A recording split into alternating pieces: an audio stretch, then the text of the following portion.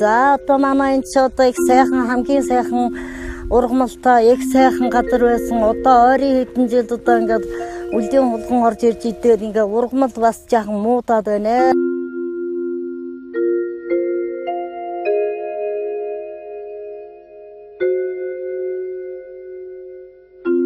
Нөгөө газармтай чөлөөлдөг зарим улсууд нь тухайн улсууд чинь зарим нэг энд боохгүй шүү гэсэн нэг газар нутгаас ингээд байж гэсэн. Одоо ингээд нэгдсэн журманд ингээд орж тоо бас биеиндээ хоорондоо шаардлага тавиад нөгөөх зохион байгуулалтанд ор суулцууд чинь биеийнхээ үгэнд орох ёстой тийм ээ. Тэгэхээр одоо бас их зөв тийм болоо гэж би их огцом мен одоо бэлчээр ашиглалтын хэсэгт гişүүнээр орж байна.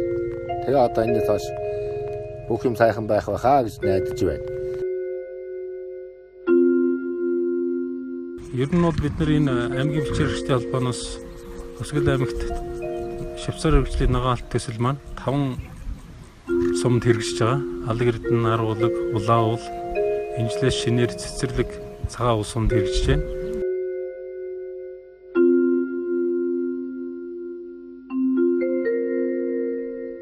Тэгээ Цэцэрлэг сумд маань шинээр хэрэгжиж байгаатай холбогдуулна бэлчээр ашиглалтын хэсгийг шинээр зохион байгуулах шаардлага гарсан.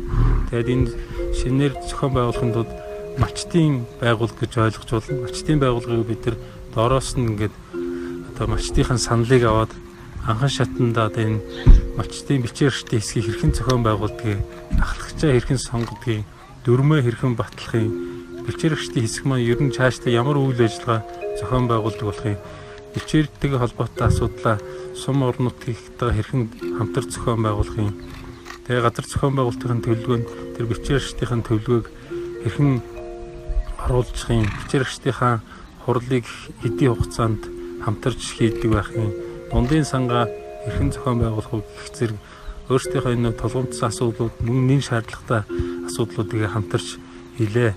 Монголын бэлчээр ашиглагчдын нэгдсэн холбоо нь малчтын хамтын оролцоонд тулгуурласан байгууллагыг хөгжүүлэх замаар бэлчээрийн менежментийг төлөвшүүлэх, эргэцэн орчныг сайжруулах чиглэлээр ажилладаг үндэсний хэмжээний мэргэжлийн байгууллага юм.